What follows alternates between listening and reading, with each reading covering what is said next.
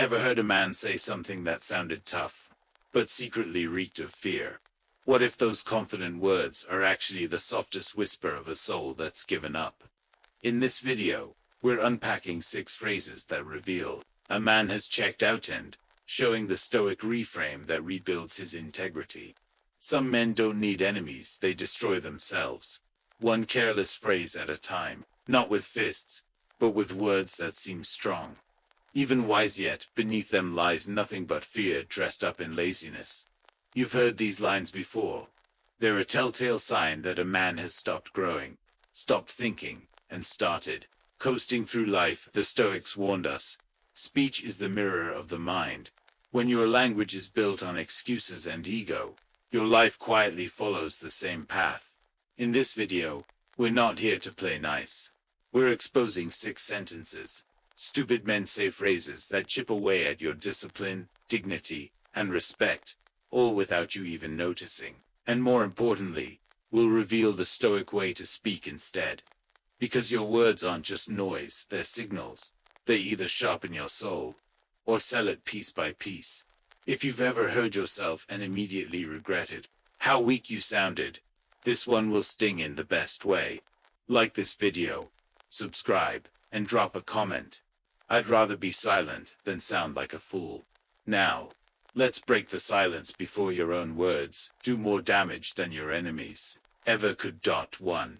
That's just how I am. One of the most deceptive sentences a man can say is, that's just who I am. It sounds firm, even confident. But what it really signals is pure surrender. Not surrender to truth or to character, but to stagnation. This phrase comes from a place of refusal, reservation against growth. It's used by men who confuse being unchanging with being resolute. They don't learn, they don't adapt. They just put their feet in cement and stand still, year after year, convinced that never changing equals strength. But it doesn't. That's ego with a lazy mask on. I once knew a man named Carla, retired Navy officer, sharp dresser at 70. The kind of guy who filled a room with presence without having to speak. But those closest to him knew better. He was stuck, emotionally frozen.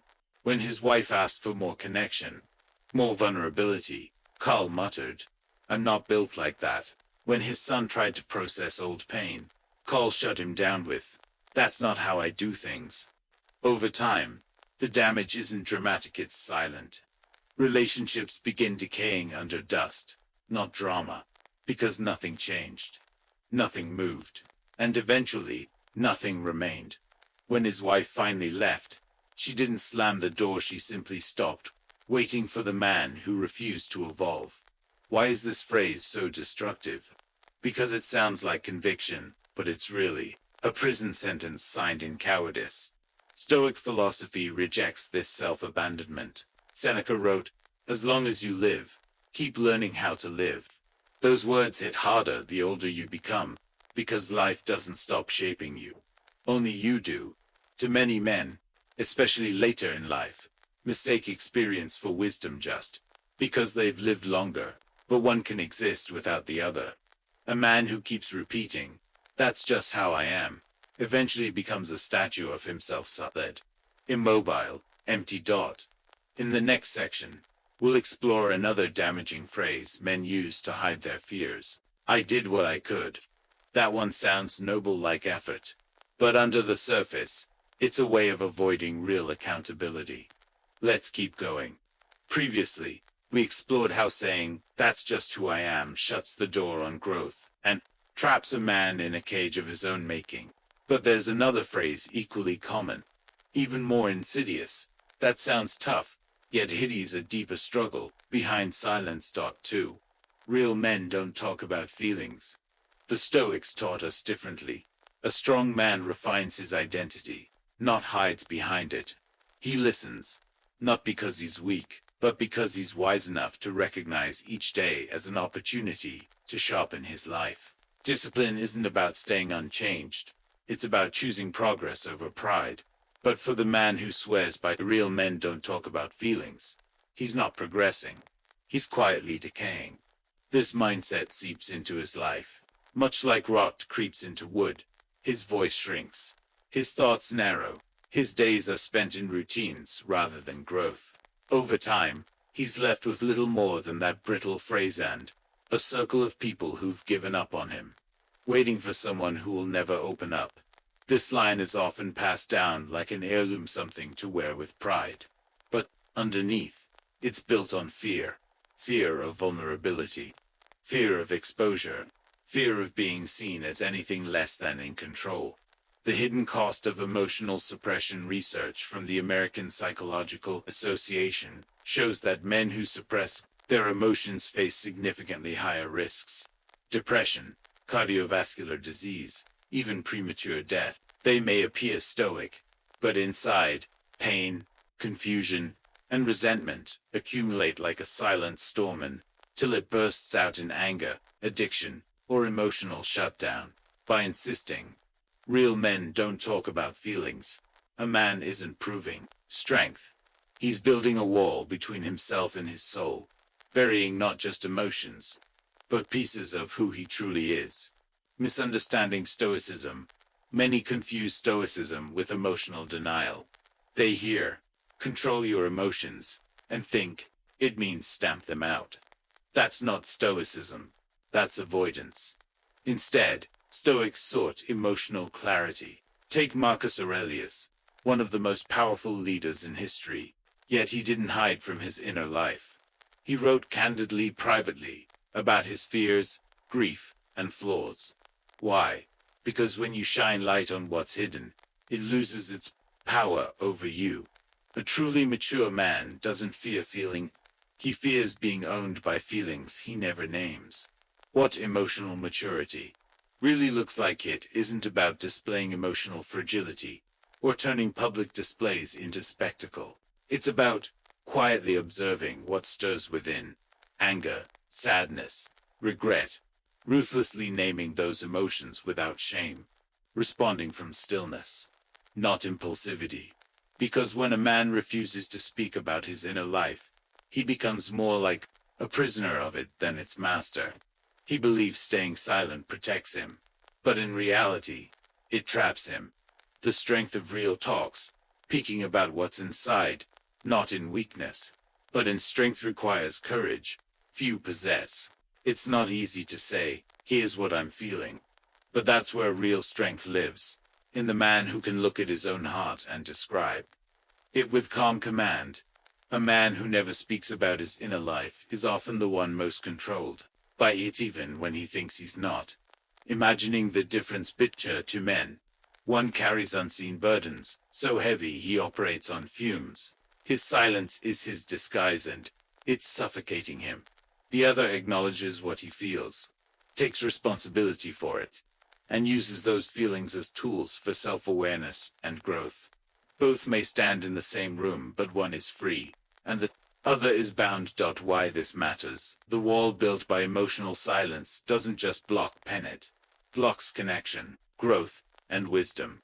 Without breaking through it, a man remains incomplete, locked inside patterns he can't name, unable to heal wounds he can't see. As we move into the next section, we'll explore how emotional silence intersects with other behaviors like hiding behind anger or pride, and how reclaiming your inner voice paves the way for deep, lasting maturity. Get ready to step beyond avoidance and into emotional freedom. Continuing from our deep dive into emotional silence, let's now tackle a phrase even more corrosive, one that infects a man's self-respect at its core. 3. It's not my fault.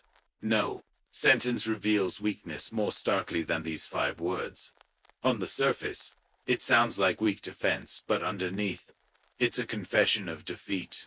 When a man says this, he's shifting from being the author of his story to the victim of everyone else's.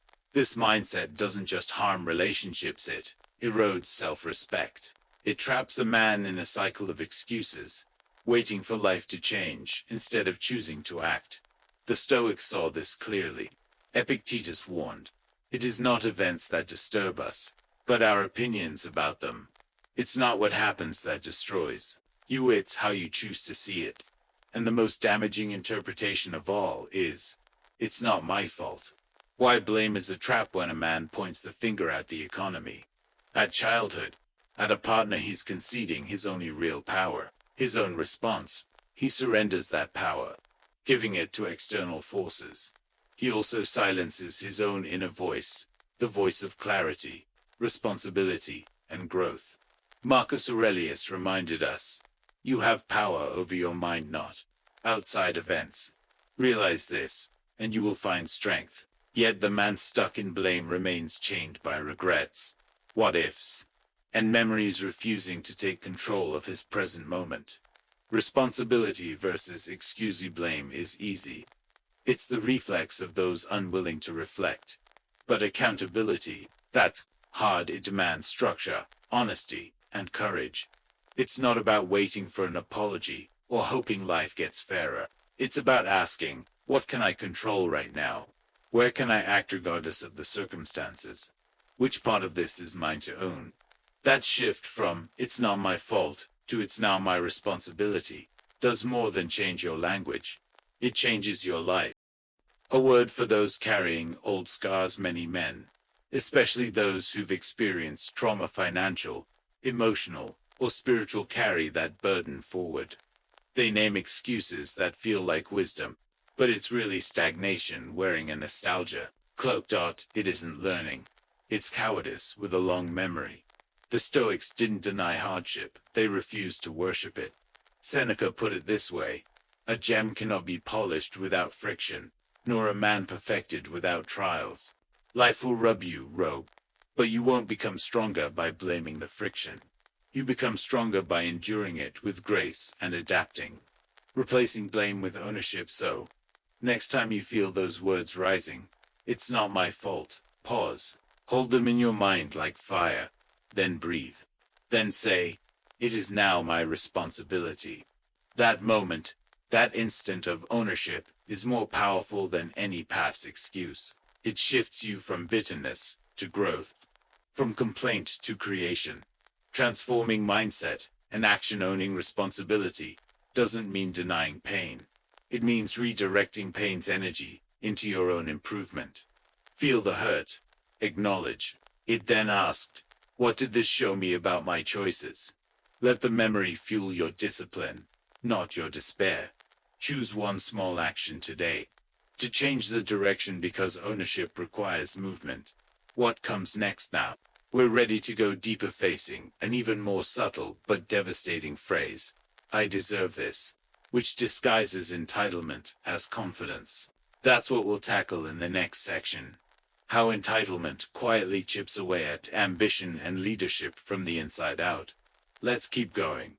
Bun G Noi, BCC M Chin Kwa, G Gu, GMTC, Vei Chin, Zach Hohen, Van GCC, G560 Ti Hohen Von Vitfi, 740 Ti Gu, Githle, MTT Kwa Niu Thi, Gian Chat GPT, G Noi. Following from our previous section about emotional suppression, let's dive into an even more destructive phrase that secretly corrodes a man's character from the inside out. 3. It's not my fault. Nothing reveals weakness faster than those 5 words. At first glance, it might seem like a defensive statement, but beneath the surface, it's a surrender, a shift from being the author of your story to imagining life as something that happens to you. A man who lives in blame isn't just avoiding responsibility, he's giving away his power. This mindset doesn't only damage relationships, it quietly erodes self-respect, dignity, and the will to change. While it may feel easier in the moment, it cuts deeper over time, and without intervention, it becomes a prison. The Stoics recognized this. Epictetus reminded us, it is not events that disturb people, but their judgments about those events. In other words, what happens to you isn't as important as how you choose to think about what happens. And the most destructive interpretation is, it's not my fault. The hidden dangers of blame: when you blame the economy, your upbringing, your partner, or fate itself, you're surrendering control of your own life. Blame is easy, it's immediate relief without the work. But when you blame, you hand your real power over, how you think, how you act, and how you respond. And here's the biggest cost. It numbs your ability to hear your own inner voice. The voice that says, "You're stronger than this," or "You can do better." Marcus Aurelius always stressed, you have power over your mind, not outside events. Realize this, and you will find strength. But the man who hides behind blame cripples his own mind. He gives power to every external circumstance, never realizing how significantly he shapes his own experiences. Responsibility versus excuse blame is easy. It's a shortcut. But accountability is hard. It means owning up, framing your role, and taking action. Instead of waiting for an apology or pleading with circumstances to be fair, a man striving for growth asks himself, what can I control? What action is mine to take? Today, how can I respond differently, regardless of how unfair things feel? The shift from "it's not my fault" to "it's now my responsibility" doesn't just change the words you said, changes your entire life direction.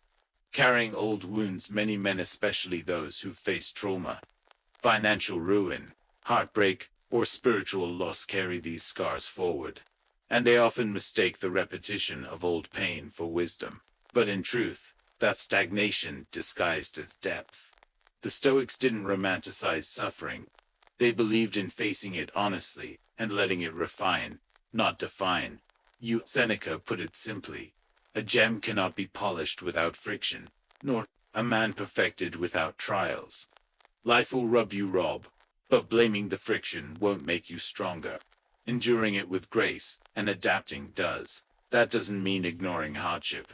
It means choosing how to stand in it and how to respond. How to replace blame with ownership next.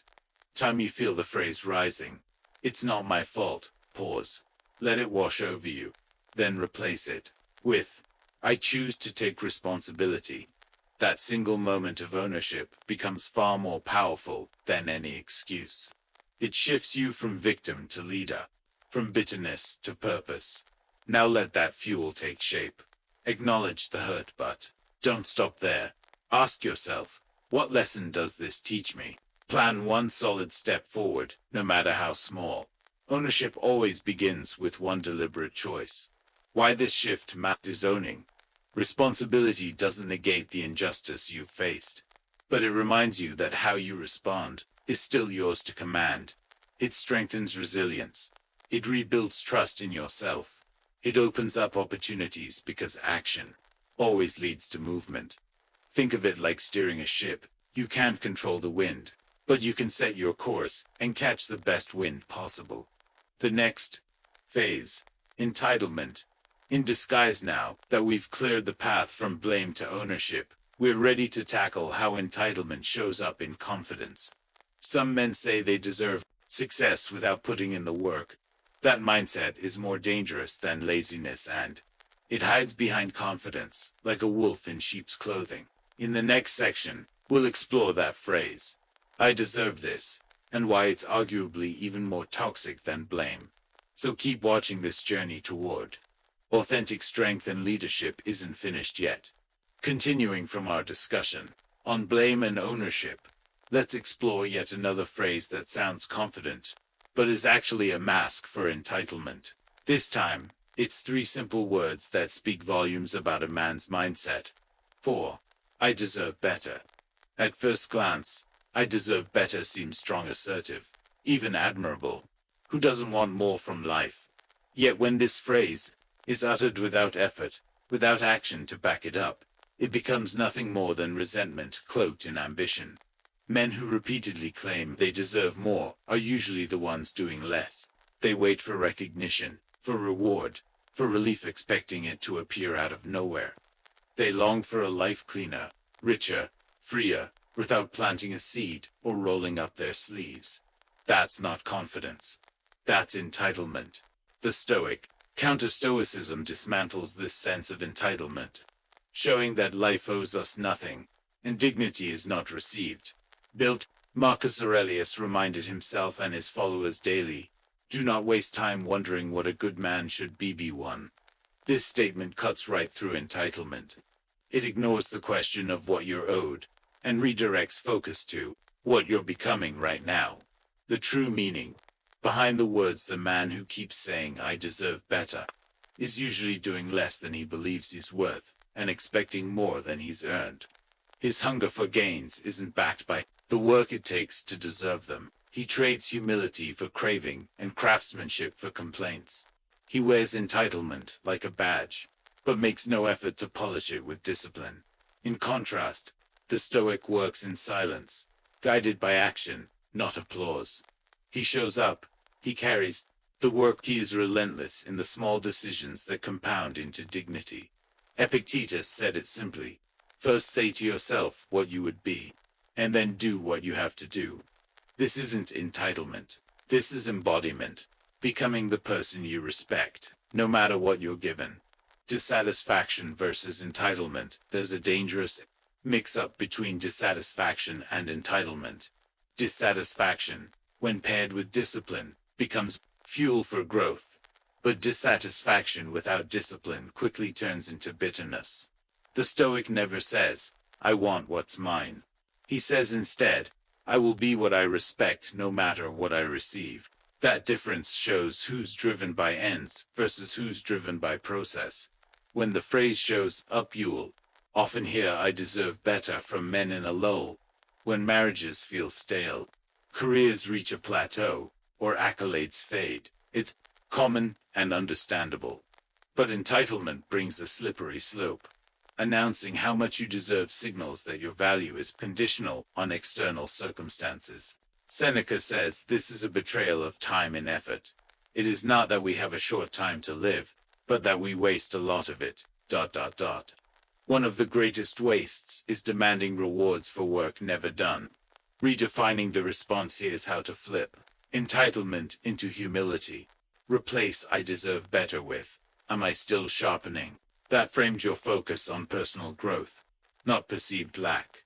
Prioritize quiet, work small, consistent efforts that accumulate into excellence. Seek daily mastery, thankless, unseen discipline that angers your excuses and nourishes your soul. This is where dignity is found, in the craft, not the applause. The intimate trap of entitlement. As time passes, entitlement grows insidious. Rather than inspiring growth, it dissolves your identity into routines and comfort zones. Before you know it, you're drifting, becoming passive, not because you gave up, but because you folded into complacency disguised as ambition. That's why entitlement is so dangerous. It's invisible until it leads you off course. What comes next? Next, we'll examine a phrase used to avoid responsibility. That's not my job. It sounds reasonable, like professional boundaries, but it can also be a refusal to serve, to grow, to lead.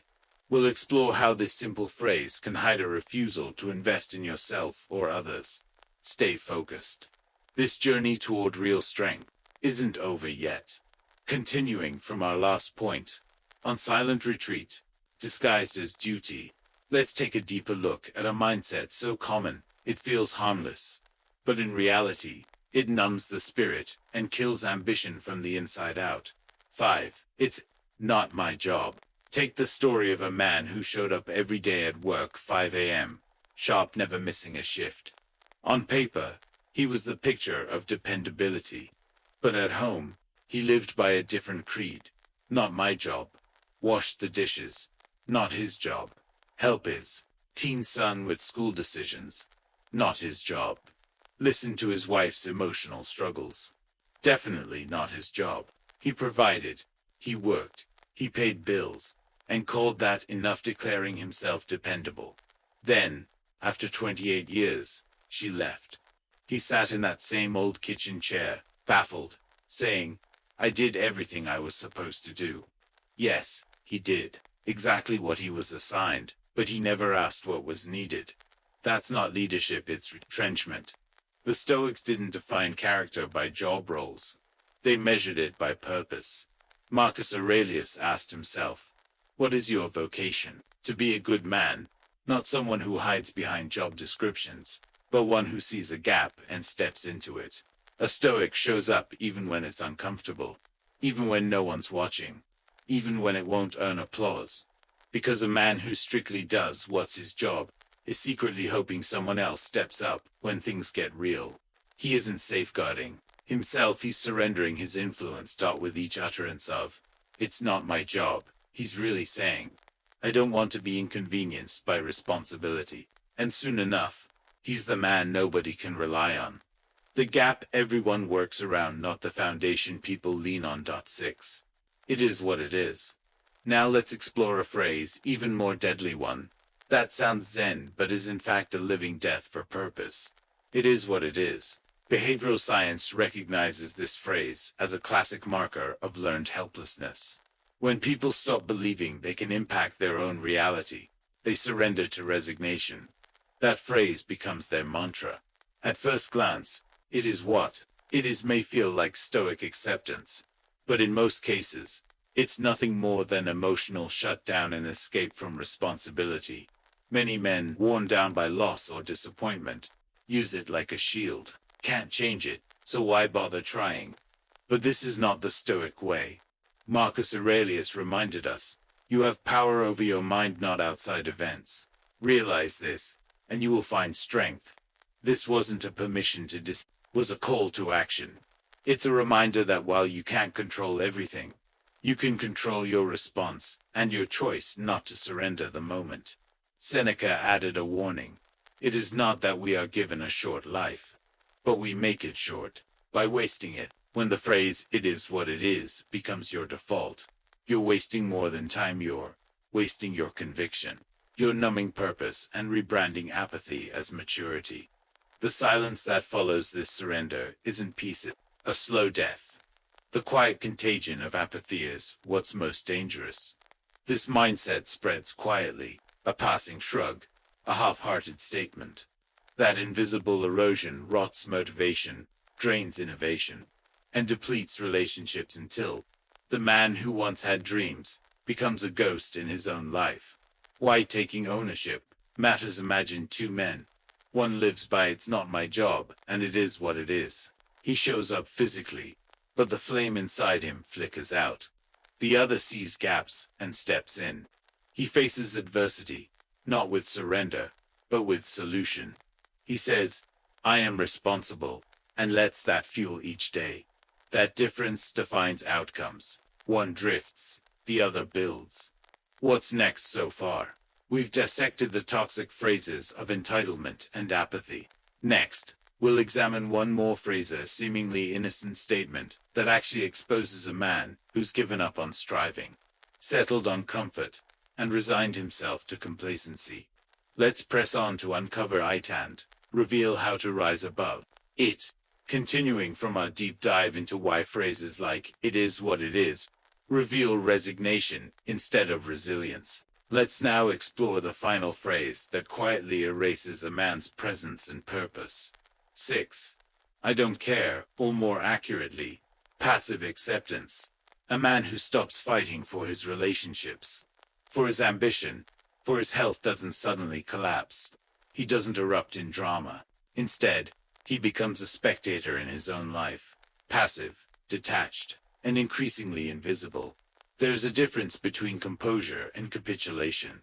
Composure whispers, "I see this clearly, and I will act within my power." Capitulation sighs, "I see this, and I give up."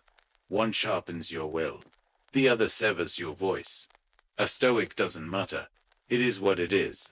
I don't care." Instead, when life hurts, he stops, examines, accepts reality, then responds with precision, not petulance or rage. Because yes, life will wound. People will disappoint. The world won't bow to your comfort. But that's not a license to rot in silence or indifference. That only leaves you eroded by the tide, disappearing with each passing day. When words become withdrawal, every time you choose passivity, especially in words, you'll become easier to forget, easier to bypass. And that's a cruel fate, being unnoticed. In a world that needs your influence, imagine two men at a crossroads. One stays alert. "I see this challenge, and I'll step forward." The other fades into non-response. "This happened, and now I'm done." They both face the same world, but only one leaves a path behind. The power of rebuilding your voice. Here's the key. Once you recognize the 6 phrases that eat away at your power, the real question becomes, what will you say instead? Every man leaves a trail, not always through big actions or heroic speeches, but often through the small words we let slip when no one's watching. These 6 phrases don't just sound weak. They are weakness distilled in speech. Say them enough, and they become your armor, coloring your identity. But here's the twist. That identity isn't final not. If you've got the courage to face it, weakness isn't the enemy. Denial is. Reclaiming your words equals reclaiming your life. Marcus Aurelius said it best. The soul becomes dyed with the color of its thoughts. Speak like a victim. Expect to suffer like one. Start speaking with clarity then, in private, even when no one's listening, and you begin rebuilding more than just your reputation. You rebuild character. A Stoic doesn't speak to impress. He speaks with precision, restraint, and awareness. And when he is quiet, that silence carries weight. Maybe that silence speaks more than any shout ever could. Final takeaways before we close. Choose your words carefully. They map the contours of your inner world. Replace passive lines with active affirmations. I choose to act. This matters to me. I own this. Real power doesn't come from shouting, it grows from consistent choices and deliberate speech. What comes next? If this video hit a nerve, embrace that tension. That's where growth lives. Like this video, subscribe to the channel, and drop a comment. I choose strength over sound, because foolish men fill the air with chatter but the wise speak, and the world leans in. In the next section, we'll explore exact phrases you can replace these 6 toxic lines with language that doesn't just sound better, but builds better men. Let's keep leaning in.